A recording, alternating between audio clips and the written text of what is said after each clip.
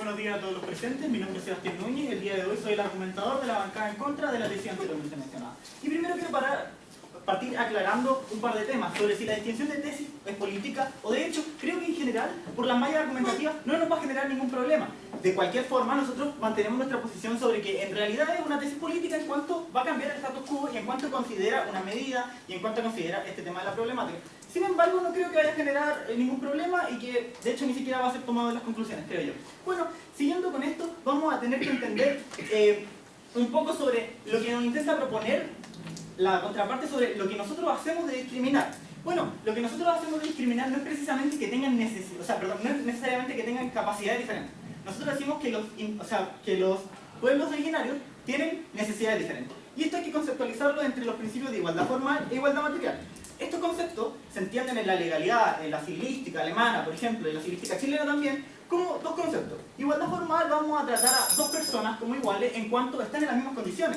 Es decir, por ejemplo, la ley va a ser aplicada para los mismos, de la misma forma para personas que tienen las mismas capacidades de ser aplicadas bajo esa misma norma. Sin embargo, la igualdad material va a tener que considerar que en la ley no siempre hay dos grupos que son iguales.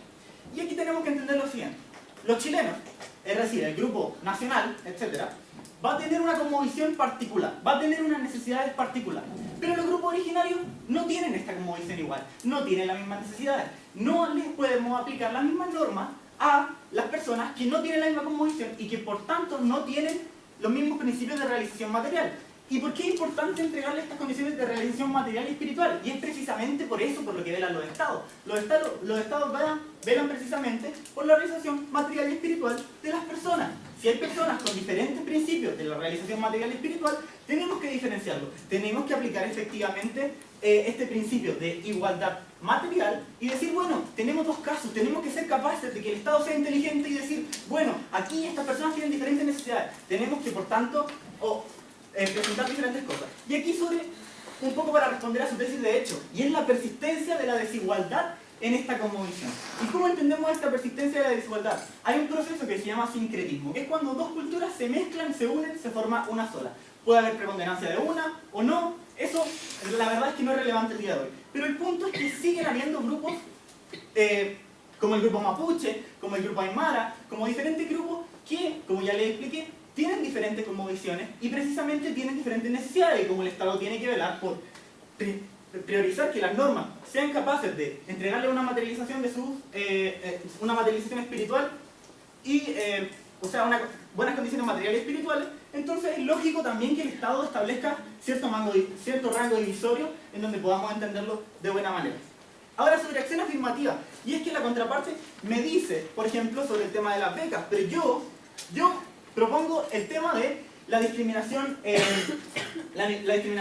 positiva, en tanto, por ejemplo, tiene que haber prioridad para que las personas se puedan asentar en sus lugares de origen. Propongo también que tengan capacidades de autoorganización administrativa, es decir, ya que entendemos que tienen una cosmovisión diferente, que tengan esas capacidades de organizarse tal como su cosmovisión lo permite. También tenemos que el Estado tiene que respetar su cultura y que, por ejemplo, tiene que haber un presupuesto para su administración. Nosotros lo que decimos es que como hoy en día todavía sigue existiendo esta diferencia entre dos grupos que son sincréticamente desiguales, tiene que haber efectivamente la distinción. De hecho, como tesis de hecho yo le digo los grupos existen, y como tesis de hecho yo le digo, bueno, tenemos que entender qué es lo que hace la discriminación positiva, ya que la discriminación positiva, como logra unirlo, logra entender que hay necesidades diferentes, eso es lo que precisamente lo mantiene. Y también tenemos que entender sobre esto como política pública, entender que es idóneo y que es proporcional y que es necesario. Es idóneo, ya lo expliqué, en base a las diferencias de necesidad, en base a las diferencias de cosmovisión. Es proporcional en tanto le entrega a cada uno la necesidad que implica. Y es necesario en tanto el Estado no puede ser un ente rígido y decir todos somos iguales ante la ley. Y la compañera acá me dice, bueno, la Constitución dice que no hay grupos privilegiados. Y yo le digo, acá no estamos hablando de grupos privilegiados.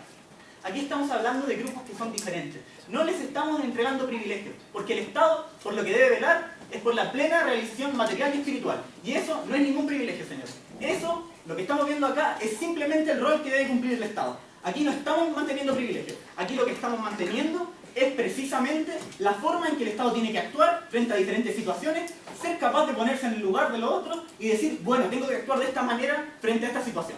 Muchísimas gracias.